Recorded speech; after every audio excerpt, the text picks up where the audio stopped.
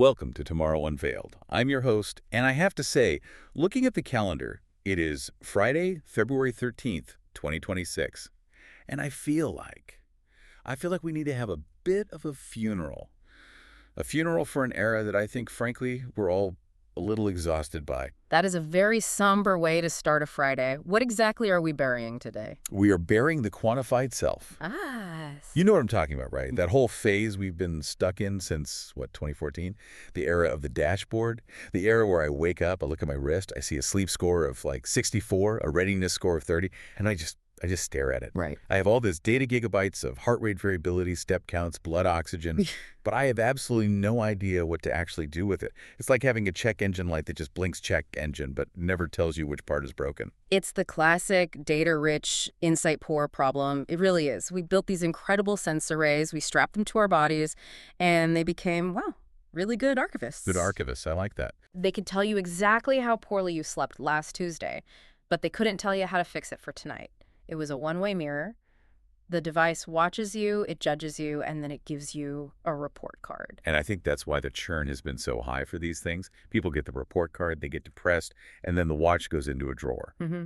But looking at the stack of research our team has pulled together, and this is especially coming out of CES 2026, which just wrapped up, and some really heavy academic reviews hitting the journals this month. I think 2026 is the pivot point.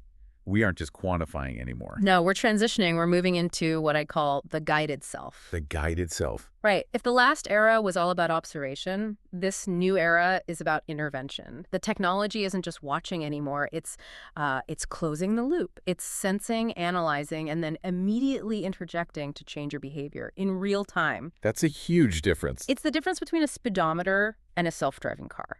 You know, one tells you you're going too fast. The other one hits the brakes for you. And that is both exciting and, frankly, terrifying, which is usually the sweet spot for us here at Tomorrow Unveiled. It is. We have a massive lineup today to prove this very theory. We're going to look at the Luna Band, which was like the darling of CES, mostly because of what it doesn't have. We're going to talk about the athlete digital twin, which sounds like something out of a sci-fi cloning horror movie, but is actually a very practical medical tool. It's one of the most significant leaps in sports science I've seen in probably a decade. We'll get there. We also have smart glasses that are threatening to kill anonymity in public spaces, and a bandage-like sticker that lets you physically feel virtual objects. But I want to start with that voice in your head, or I guess the voice on your wrist. The Luna Band. The Luna Band. Now, our research team highlighted this one because it represents such a complete design philosophy shift. For years, the race has been all about brighter screens, more pixels, more notifications. More. Right. Apple Watch Ultra, Pixel Watch, they're basically smartphone replacements. Then this company, Noise, comes out at CES 2026 with the Luna, and it has no screen. It's just a piece of fabric and sensors. It's a very intentional rejection of the doom scroll. It has to be. Think about the psychology of the current wearables. You finish a workout, you look at the screen, you get a text, you look at the screen, you want to check the weather. Screen. The Luna Band is betting that we are at peak screen, that we don't want another glowing rectangle in our lives. We just want the insight without all the distraction. Okay, I get the aesthetic appeal.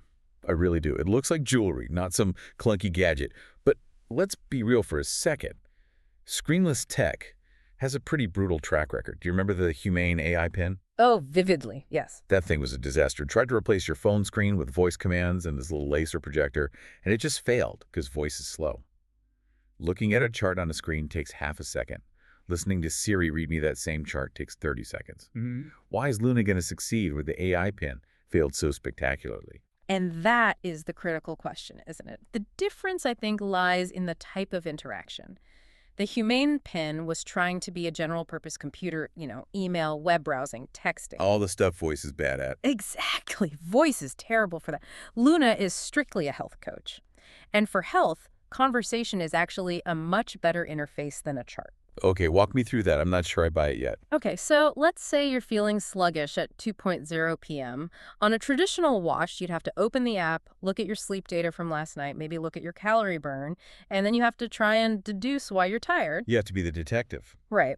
With Luna, which uses this new AI engine they're calling LifeOS, You just tap it and say, I feel like garbage. And say, I'm sorry to hear that. No. That's the old AI, the ChatGPT response. Yeah. LifeOS is contextual, so it looks at your biomarkers, and we need to talk about what those are because they're extensive, and it correlates them. It might come back and say, I noticed your glucose spiked after lunch and your heart rate variability dropped. You're having a sugar crash. Go for a 10-minute walk to stabilize. It gives you the action, not just the data. Exactly. That's the guide itself in Yeah. practice. It didn't just log the crash, it coached you through it. Okay, that makes sense. But you mentioned biomarkers. How is a screenless band knowing my glucose? Is it pricking me? No, and this is where the sensor stack gets really interesting. It's using optical sensors for heart rate and blood oxygen, obviously. That's standard. But the research team found that it's heavily relying on multimodal synthesis. Multimodal synthesis. It's likely inferring glucose trends, no, not exact medical numbers, but trends, through a combination of skin temperature, perspiration analysis, and your heart rate patterns.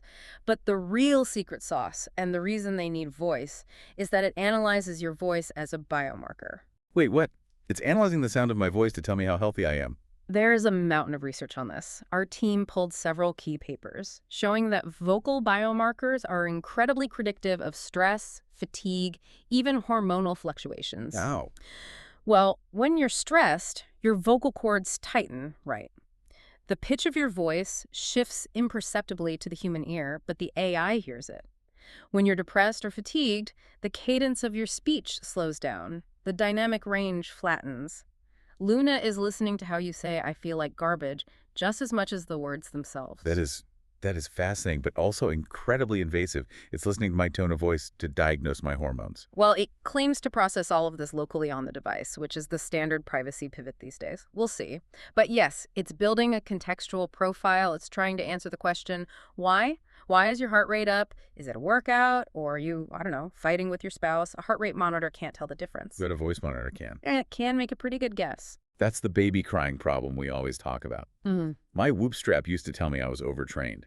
Because I didn't sleep, but I wasn't overtrained. I was just a new dad. The physiological load was high, sure, but my muscles were totally fine. Exactly. And that distinction completely changes the advice. If you're overtrained, you need to sit on the couch. But if you're sleep deprived but physically fresh, maybe a light jog is actually good for you. Context is the holy grail of wearables, and Luna is betting that voice is the only way to get that context. There's also a business disruption here that I think is worth noting. They announced at CES that there are no monthly subscription fees. Which is a direct shot across the bow at Whoop and Aura.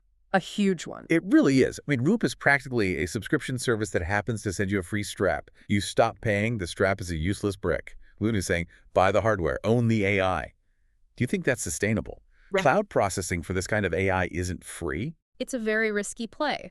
They are likely banking on their LifeOS becoming a platform that they can license out to others, or maybe they're just eating the cost to capture market share. But for the consumer, it's a massive win.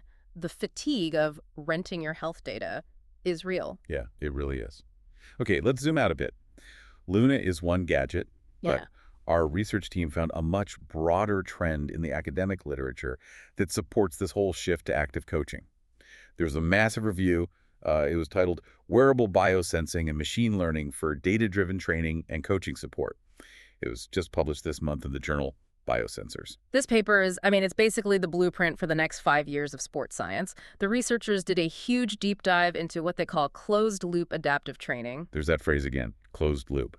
In engineering, a closed loop is like a thermostat, right? It measures the temp, turns on the heat, measures again, turns off the heat. It just manages itself. Precisely. And in human training, the loop has always been open. You do the workout, you go home, you assess later. A closed-loop system is dynamic. So imagine you're out on a run. You plan to do, say, 5 miles at an 8-minute pace. But at mile 2, the AI detects that your stride symmetry is starting to degrade, and your heart rate drift is about 5% higher than your baseline for this pace. So the old open-loop version would be, I finish the run, I struggle through it, I look at the app later, and it says, wow, you were struggling today. Right, and you probably feel awful. The closed-loop version is, at mile 2.1, the voice in your ear says your mechanics are breaking down and your cardiac drift is high. We are changing the plan. Slow down to a 9-minute pace or we're stopping at 3 miles. It intervenes. It intervenes to prevent injury or burnout before it actually happens. It's real-time course correction. And that is a total game changer for injury prevention.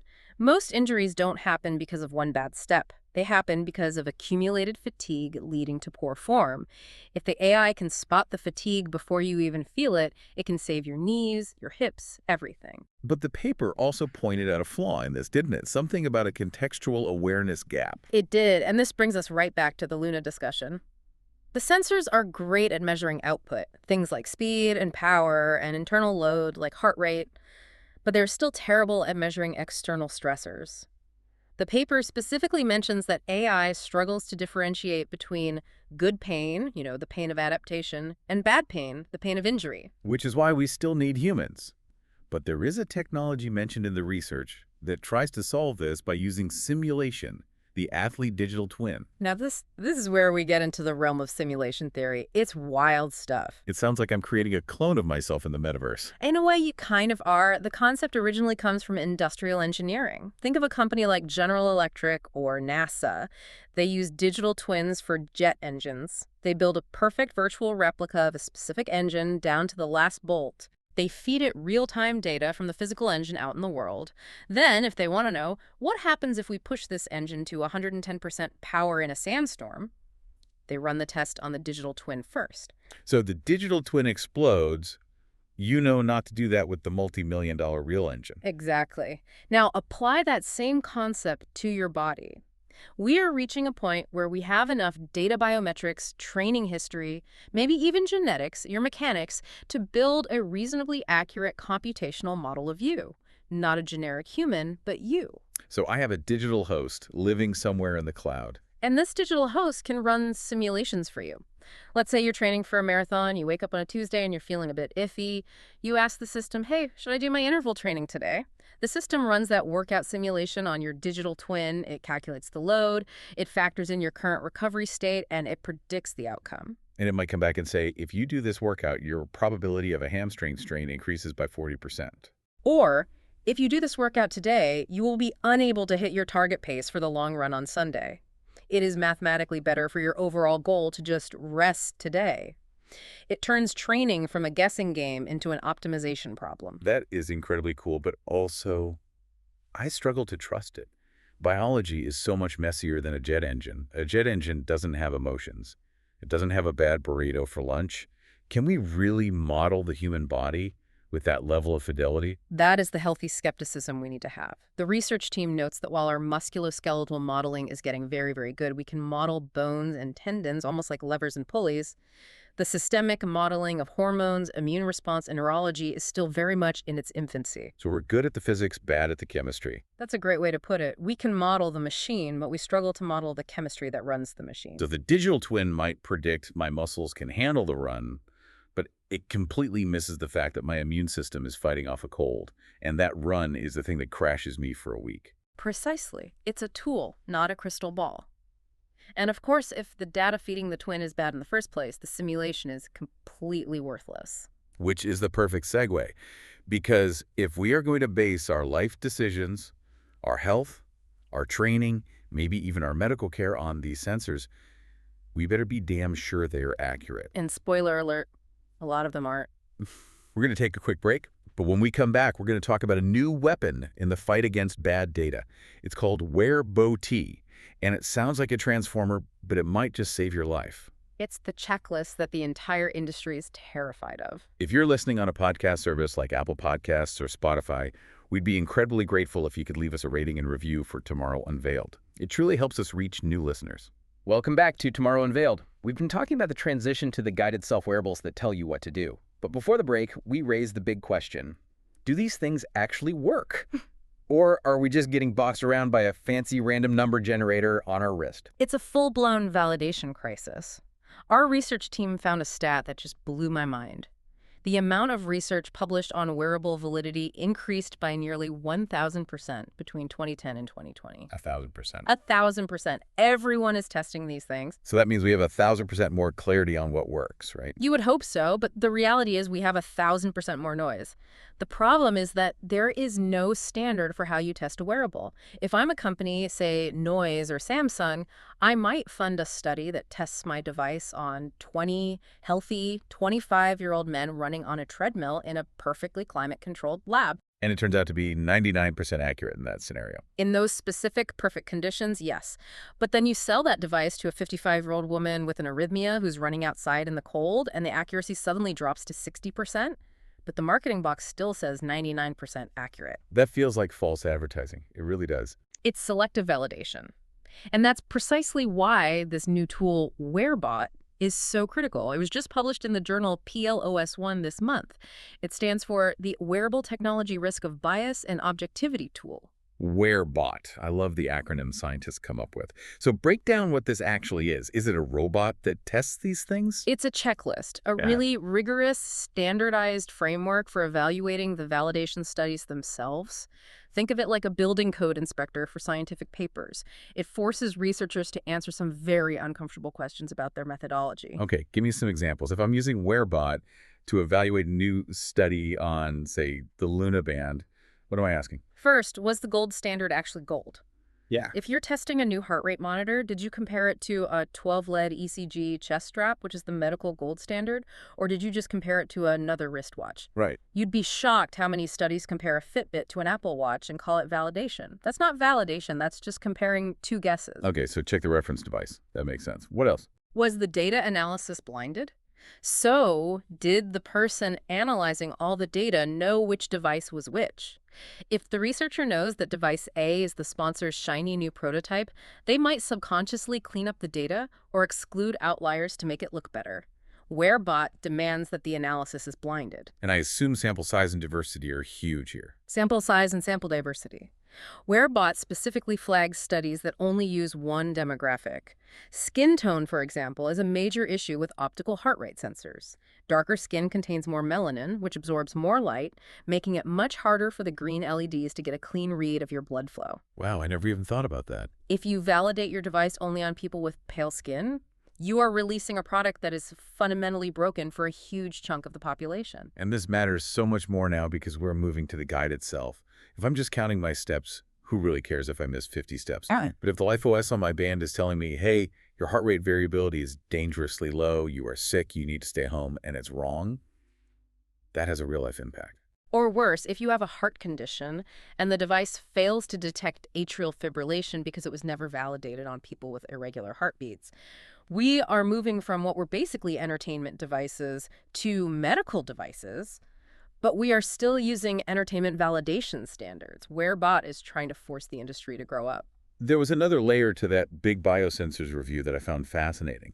They didn't just look at the accuracy of the hardware, they looked at the AI coach itself. Right. Is the advice it's giving you actually good? And the finding was really surprising to me. Yeah. They found that for pure goal attainment, like I want to run a 5K in under 30 minutes, AI chatbots were effectively as good as human coaches. On a purely quantitative level, yes. The AI can generate the plan, it can adjust the splits, it can nag you to do the workout. And the users, they hit the times. The math works. But, and there's always a big but with AI, isn't there? They found the working alliance was much weaker. Working alliance is a psychology term. It basically means the bond of trust and shared purpose between a coach and an athlete. It's that feeling that we are in this together. It's the empathy factor. Exactly. An AI can tell you to run faster. But when you're at mile 20 of a marathon and every part of you wants to quit, the AI saying maintain pace doesn't hit the same as a human coach looking you in the eye and saying, I know you hurt, but I know you can do this. So the AI lacks the ability to inspire. It can calculate, but it can't inspire. It lacks shared humanity. It hasn't run a marathon. It doesn't know what that pain actually feels like. It's just processing numbers. So the review concludes that the best model isn't AI replacing the coach. It's what they call the centaur model. Like the mythological creature, half human, half horse. Or in this case, I guess, half human, half algorithm. Exactly. The AI handles the data crunching. It watches the sleep scores, it optimizes the training load, it catches all those closed-loop warnings we talked about. But the human coach is the one who interprets that data and delivers the message with empathy and context.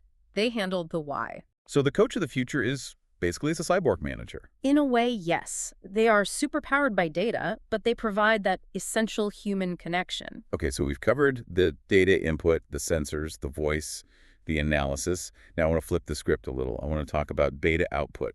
Not a screen, not a speaker, but touch. Haptics, the missing sense in our digital lives. We have spent the last 20 years perfecting visuals. VR headsets are 4K now. They're incredible. Audio is spatial and immersive, but the tactile feedback loop is completely broken. I reach out in VR to grab an apple, and my hand just closes on thin air. It breaks the illusion instantly. It does. We live in a physical world, but we interact with a glass world. We tap and swipe on smooth glass all day long. We've lost texture. Enter Voxelite. Yeah. This is a new device coming out of Northwestern University, and the form factor is just wild. It's not a big clunky glove. It's just a sticker. A flexible bandage-like sticker that goes right on your fingertip. It's incredibly low profile. But it claims to let you feel virtual objects. Uh, Are there tiny little motors in there buzzing my finger? No, and that's the big innovation. Motors like the rumble pack in your old game controller, they just create vibration. It's a gross, heavy sensation. Voxelite uses something totally different called electroadhesion. Electroadhesion. Okay, that sounds like a superpower. How does it work? It's surprisingly simple physics, but applied in a brilliant way. The sticker has an array of tiny electrodes. When they apply a high voltage to a specific electrode, it creates an electrostatic force that ever so slightly attracts your skin. It gently pulls the skin towards the surface. So it makes your fingers sticky. It increases the friction. So imagine you are sliding your finger across a glass screen. If the screen is off, it's smooth, very low friction. If they turn on the voltage as you slide, the friction increases. It feels like drag, like you're sliding across something rougher. So by rapidly turning that friction on and off, they can simulate the feeling of texture. Exactly. If they pulse it, it can feel like a bump. If they randomize the pattern, it feels like sandpaper. If they create a specific pattern, it can feel like corduroy fabric. And the speed of this is what caught my attention. The specs say the nodes update 800 times per second. 800 hertz. Why does it need to be that fast? Because your fingers are incredibly sensitive instruments. Our mechanoreceptors, the nerve endings that feel texture, they operate at very high frequencies. If the device was slower, say 50 times a second, it would just feel like a buzzing bee on your finger. Ah, okay. But at 800 times a second, the vibration is so fast that it fuses into a sensation of a continuous surface. This is like the frame rate of a movie. If it's too slow, you see a slideshow. If it's fast enough, your brain sees smooth motion.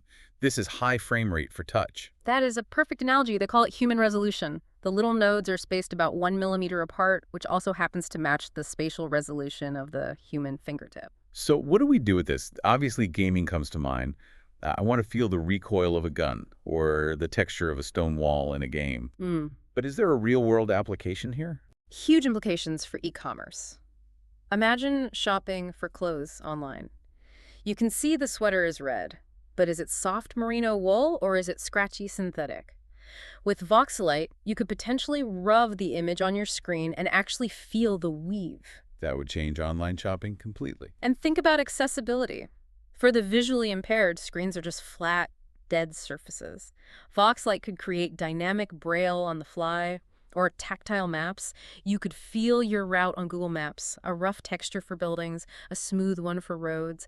It turns the digital world from something you just observe into something you can actually inhabit. It's closing the loop in the other direction. The computer touches you back. Exactly. Speaking of interacting with the world, there's one more piece of hardware to discuss before we get to the big controversy, the Realm Buds Clip.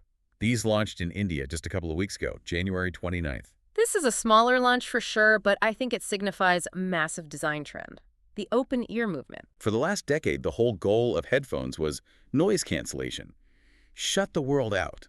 Isolate yourself. I want to be in my own little bubble. Which is great for airplanes, but it's terrible for living your life. We became these zombies walking into traffic because we couldn't hear the world around us. The Realm Buds Clip and the Bose Ultra open earbuds that came before them are flipping that idea on its head. They clip onto the side of your ear. They don't block the ear canal at all. It's all about situational awareness. The guided self isn't about escaping reality, it's about augmenting it. You want to hear your AI coach or your music or a real-time translation, but you also need to hear the bus coming up behind you. And these have real-time translation built in, right? They do, which again reinforces that assistant role. You're at a coffee shop in Tokyo, you can hear the barista speaking to you naturally because your ears are open, and then the AI whispers the translation directly into your ear. It's seamless. It's a layer of data on top of reality, rather than a replacement of reality? Correct. And that is the perfect segue to the final and most controversial topic of the day. Because if open-ear audio is a layer of data for your ears, then smart glasses are a layer of data for your eyes. And this is where things get really messy. If you're finding this insightful, please take a moment to like this video, subscribe to Tomorrow Unveiled, and consider hitting that new hype button to help us reach more viewers. And of course, be sure to turn on notifications so you never miss an update on the future. Okay, let's talk about the face race, the smart glasses war. We have two titans entering the ring in 2026, Samsung and Meta. It is going to be a bloodbath. Let's start with Samsung. They confirmed in their Q4 2025 earnings call, so just a couple of weeks ago, that their next-gen AR glasses are launching this year. This is the device that was codenamed Hain. And it's a big deal because it's the flagship for that big Google-Samsung-Qualcomm alliance. It's running Android XR. Which means it has the entire Android ecosystem behind it, all those apps. Yeah. And it's powered by Gemini, Google's AI. And the goal here, from everything we've read, is thin and light. They learned from the Apple Vision Pro. Nobody wants to wear a ski mask to a coffee shop. Samsung wants these to look like regular glasses. They want you to wear them all day. An always-on AI client. That's the exact phrase they used. Which means the camera is always seeing what you see. The microphone is always hearing what you hear. It's the ultimate context engine. You know, where did I put my keys? The glasses know because they watched you put them down. That sounds incredibly convenient. I lose my keys daily. But then we look at what Meta is doing, and the vibe shifts from helpful assistant to dystopian surveillance really, really fast. You're talking about the facial recognition rumors. The New York Times and other outlets have reported that Meta is planning to add facial recognition to their smart glasses. Internally, they call it name tag. Name tag. It sounds so innocuous, so helpful. Oh, I'm just so terrible with names. This just helps me remember. But let's be real about what this actually does. The glasses identify the person you are looking at, and they pull up their profile. It connects to their Facebook, their Instagram, their LinkedIn. Maybe it pulls up public records. You look at a stranger on the subway, and a little bubble pops up in your vision. John Smith works at Deloitte, went to UCLA, divorced. I have to play devil's advocate for a second. As someone with terrible social anxiety who forgets names constantly, that sounds amazing. To never have that awkward, hey, you, buddy, moment ever again. That is a legitimate superpower. It is a superpower. It makes you socially omniscient. But you have to think about the cost. It effectively ends anonymity in public spaces. Explain that a little more. I mean, we're already on camera everywhere. CCTV, security cameras on every corner. How is this really different? CCTV is passive. It records, and then if a crime happens, someone might go back and review the footage. This is active and individualized. It democratizes surveillance. It means anyone can identify anyone else instantly. So if I'm a woman walking home alone, and a guy wearing these glasses looks at me. He knows your name, he might know where you work, he might be able to find your address within seconds. It completely shifts the power dynamic. It turns what sociologists call civil inattention, that social contract where we all agree to ignore each other in cities. It turns that into constant vetting. That is chilling. And the motivation behind this launch seems, it seems really cynical. The reports cite internal memos from Meta suggesting they want to launch this feature during a dynamic political environment. Which is just corporate speak for, we're going to drop this while everyone is distracted by the election and all the chaos, so the privacy advocates won't have the bandwidth to fight us. Exactly. They know it's controversial, they know it crosses a line, but they also know that once the genie is out of the bottle, it's very hard to put it back in. Once people get used to the convenience of a name tag, they won't want to give it up. It's the convenience trap. We've seen it 100 times. We gave up our privacy for free maps. We gave up our privacy for personalized ads. Are we going to give up our anonymity for the convenience of never forgetting a name? History would suggest the answer is yes. There's also the issue of the glass hole effect. Do you remember 2013? Google Glass. People were literally getting beat up in bars for wearing them because everyone felt like they were being recorded. But Google Glass looked like a cyborg eyepiece. It was obvious. The new Meta Ray-Bans just look like Ray-Bans. You don't know who is wearing a smart pair. You don't know if that little LED light is actually on or if it's been hacked to stay off. So the end result is we just have to assume we are being scanned at all times by everyone. Which changes how we behave. It creates a panopticon effect. We self-censor. We act differently because we know we are potentially being identified and indexed by every person we pass on the street. This brings us to the core tension of this entire episode, really. We've looked at the whole stack. We have the Lunaband monitoring our internal chemistry, knowing we are stressed before we consciously do.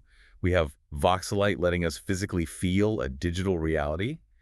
We have smart glasses identifying the people around us. We are synthesizing a super self. We're gaining powers that used to be the realm of comic books: perfect memory, health prediction, remote touch. But the price of admission is our autonomy. And our privacy, completely. The research on AI coaching gave us the best path forward, I think, that human-AI loop. The idea that the tech should be an advisor, not a commander. That is the key. We have to keep the human in the loop. We cannot outsource our judgment. If Lunaband says you are stressed, you have to check in with yourself, are you? If the glasses say this is John, you still have to verify it. You can't let the algorithm become your reality. Because if we do, we reach a point where the device knows more about our reality than we do. And that is a very precarious place to be. It's the difference between being guided and being controlled. I want to leave our listeners with a final thought to chew on. Imagine a scenario. You're wearing your smart glasses and your Lunaband. You walk into a party and you see someone cross the room. The glasses tell you that's your ex. Instantly, the band detects your heart rate spiking and your skin temperature rising. A classic stress response. And the AI whispers in your ear, your stress markers are high, you should avoid this interaction. So you turn around and you leave. You just let an algorithm decide your social life based on data you didn't even consciously process. Did you make that choice? Or did the guided self make it for you? That is the question of the decade. We love hearing your thoughts. Whether you're on YouTube or your favorite podcast app, leave a comment and let us know what you think about facial recognition in smart glasses. Would you wear them or do you ban them? I'm really curious where the line is for people on this. Is it convenient or is it just creepy? Thank you for joining us on Tomorrow Unveiled. It's been a wild ride through the near future. Just remember to take the glasses off once in a while. See you in the future.